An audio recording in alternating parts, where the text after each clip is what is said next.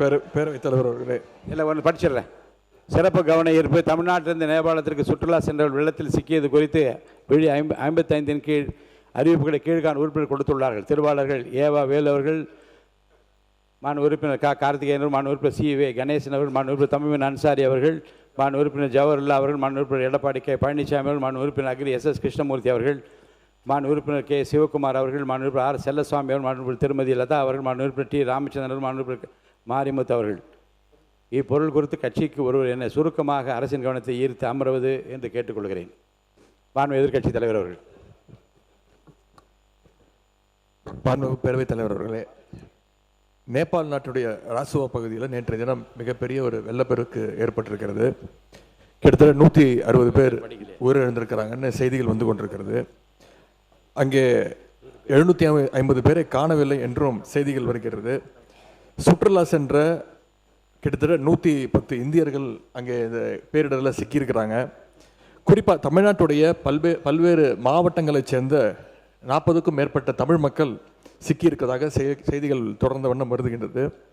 நேபாள் சென்ற குடும்ப உறுப்பினர்களை தொடர்பு கொள்ள முடியலன்னு இங்கே இருக்கக்கூடிய அவங்களுடைய குடும்பத்தினர் மிகுந்த பதட்டத்திலையும் அச்சத்திலையும் இருக்கிறாங்க. இந்த சம்பவத்தில் எத்தனை தமிழர்கள் சிக்கியிருக்காங்க, அதில் எத்தனை பேர் நாம் மீட்டெடுத்திருக்கிறோம்? தமிழ்நாடு அரசு சார்பாக நேற்று ஒரு உதவி எண், அவசர உதவி எண், ஹெல்ப்லைன் நம்பரும் நீங்கள் கொடுத்துருக்கிறீங்க. அரசு அறிவித்த அந்த ஹெல்ப்லைன் நம்பர்களுக்கு இதுவரைக்கும் எத்தனை அழைப்புகள் வந்திருக்கிறது? அந்த அழைப்புகள் தொடர்பாக என்ன மேல் நடவடிக்கைகள் எடுக்கப்பட்டிருக்கிறது? இந்த நிலைமையில் தமிழர்களை பத்திரமா மீட்டுட்டு வர்றதுக்கு தமிழக அரசு சார்பாக ஒரு சிறப்பு அதிகாரியை, ஒரு ஸ்பெஷல் ஆஃபீஸரை இந்த அரசு நியமிச்சிருக்கிறதா? அவங்க நேபாள் போகிறதுக்கான திட்டங்கள் எதுவும் இருக்கிறதா? மேலும் இந்த பெருவெள்ளத்தில் சென்னை நீதிமன்ற ஓய்வு பெற்ற நீதிபதி திரு சிவஞானம் அவர்கள் பாதிக்கப்பட்டிருக்கார் என்ற செய்திகள் வந்துகிட்டு இருக்கிறது. எங்களுடைய நாடாளுமன்ற உறுப்பினர் திரு தயாநிதி மாறன் அவர்கள் எங்களுடைய தலைவருடைய அறிவுறுத்தலின்படி உடனடியாக இந்த தகவலை விரிவான ஒரு கடிதம் மூலமாக ஒன்றிய வெளியுறவுத்துறை அமைச்சர் அவர்கிட்ட நேற்று மாலை கொண்டு போய் நேரில் கொடுத்திருக்கிறார்.